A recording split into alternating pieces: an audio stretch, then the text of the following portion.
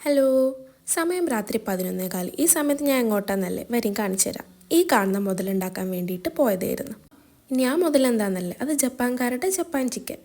പക്ഷെ ട്വിസ്റ്റ് ഉണ്ട്, അതും പറഞ്ഞുതരാം. ഉമ്മ കറിക്കായി വാങ്ങി വെച്ചിട്ടുള്ള ചിക്കനിൽ നിന്നും ബോൺലെസ് പീസായി കുറച്ച് എടുത്തിട്ട് അതിലേക്ക് ഉപ്പും കുരുമുളകും കോൺഫ്ലവറും മൈദയും കൂടി ആക്കിയിട്ട് ഒരു ബാറ്റർ മിക്സ് ചെയ്തിട്ട് മാരിനേറ്റ് ചെയ്ത് വെച്ച് ചിക്കൻ. ആ മാരിനേറ്റ് ചെയ്ത ചിക്കൻ സ്റ്റൗവിലൊരു പാൻ വെച്ച് ആവശ്യത്തിന് ഓയിൽ ഒഴിച്ചിട്ട് അത് ഓരോന്നോരോന്നായിട്ട് നമുക്ക് ഫ്രൈ ചെയ്തെടുക്കാം. ഫുഡൊന്നും വേണ്ടാന്ന് പറഞ്ഞ് കുറച്ച് രാത്രിയായപ്പോൾ എനിക്ക് വിശക്കാൻ തുടങ്ങി. അപ്പോൾ ഉമ്മയും ഉപ്പയും അവരൊക്കെ ഒരു ഫംഗ്ഷൻ കഴിഞ്ഞ് വന്നതായതുകൊണ്ട് അവർക്കൊന്നും വേണ്ടാന്ന് പറഞ്ഞു. എന്നോട് കുറേ പറഞ്ഞു ഇന്ന് ഉണ്ടാക്കണ്ട, നാളെ ഉണ്ടാക്കാം, എനിക്ക് കഴിക്കാനുള്ള ഫുഡ് അവിടെ ഉണ്ട്, ചപ്പാത്തിയും ചിക്കൻ കറിയും ഒക്കെ ഉണ്ട് എന്ന് പറഞ്ഞു. പക്ഷേ എനിക്കെന്ത്, ഞാൻ വിചാരിച്ചപ്പോൾ അത് ഉണ്ടാക്കിയേ പറ്റൂ. അപ്പോഴും എന്നോട് പറഞ്ഞു ഈ ജപ്പാൻ ചിക്കൻ ഉണ്ടാക്കിക്കോ, നാളെ ഉണ്ടാക്കിക്കോ, ഇപ്പോൾ കഴിക്കാനുള്ളത് അവിടെ അല്ലേ, ഇനി ഈ സമയത്ത് പോയിട്ട് ഉണ്ടാക്കണമെന്ന്. അപ്പോഴും ഞാൻ പറഞ്ഞു എന്തിനാ വെറുതെ ഇപ്പം ഉണ്ടാക്കാമല്ലോ എന്ന്. അങ്ങനെ ചിക്കൻ ഒരു ഗോൾഡൻ കളറൊക്കെ ആകുമ്പോൾ ഫ്രൈ ചെയ്തെടുക്കുക. ഈ കാണുന്ന സാധനം എന്താണെന്ന് നിങ്ങൾക്കറിയാം, ഇതാണ് ചിക്കൻ കൊണ്ട് കോർത്ത മാല. അങ്ങനെ മാലയും മുത്തൊക്കെ കോർത്ത് കഴിഞ്ഞതിന് ശേഷം നമ്മൾ അടുത്തൊരു പാൻ വെച്ചിട്ട് 1 ടേബിൾ സ്പൂൺ ബട്ടർ ആഡ് ചെയ്യുക. അതിലേക്ക് ചോപ്പ് ചെയ്ത് വെച്ചിട്ടുള്ള ഗാർലിക്കും ആഡ് ചെയ്യുക. ആരും പേടിക്കേണ്ട, കരിഞ്ഞതല്ല, സ്റ്റൗവിൻ്റെ ഫ്ലെയിം ഇത്തിരി കൂടി പോയതാണ്.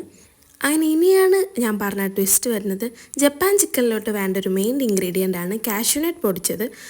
ചിക്കൻ ഫ്രൈ ചെയ്തതിന് ശേഷം കാഷ്യൂ തിരയാൻ പോയി എനിക്കത് കാണാതായി വന്നപ്പോൾ പിന്നെ ഒരു നിവർത്തിയില്ല. ഇപ്പം ഞാൻ എന്ത് ചെയ്തു, നമ്മളെ വൈറ്റ് സോസിന് വേണ്ടിയിട്ട് കുറച്ച് മൈദ ആഡ് ചെയ്തിട്ട് പാലൊഴിച്ചു. ആവശ്യത്തിന് ചില്ലിയും ഉപ്പും ഒക്കെ ഇട്ടിട്ട് അതെന്ത് ചെയ്തു, ജപ്പാൻ ചിക്കൻ തന്നെ ആക്കിയെടുത്തു. പക്ഷേ കാഷ്യൂനട്ട് പൊടിച്ചതിന് പകരം മൈദ ആഡ് ചെയ്തു എന്നേ ഉള്ളൂ.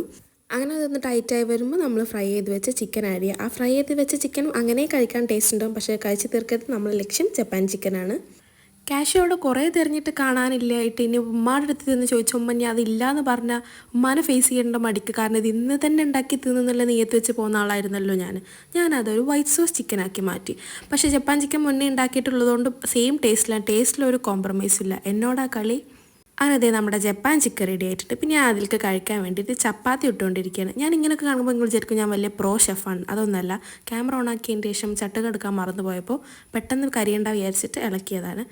അങ്ങനെ അതേ നമ്മളെ ചപ്പാത്തിയും ചുട്ട് കഴിഞ്ഞു. അതിലേക്കുള്ള ജപ്പാൻ ചിക്കനും റെഡിയായി. ഞാൻ ഉണ്ടാക്കിയതുകൊണ്ട് പറയല്ല, ടേസ്റ്റിൽ നോ കോംപ്രമൈസാണ്. അപ്പോൾ നിങ്ങളൊക്കെ ഒന്ന് ട്രൈ ചെയ്ത് നോക്കി.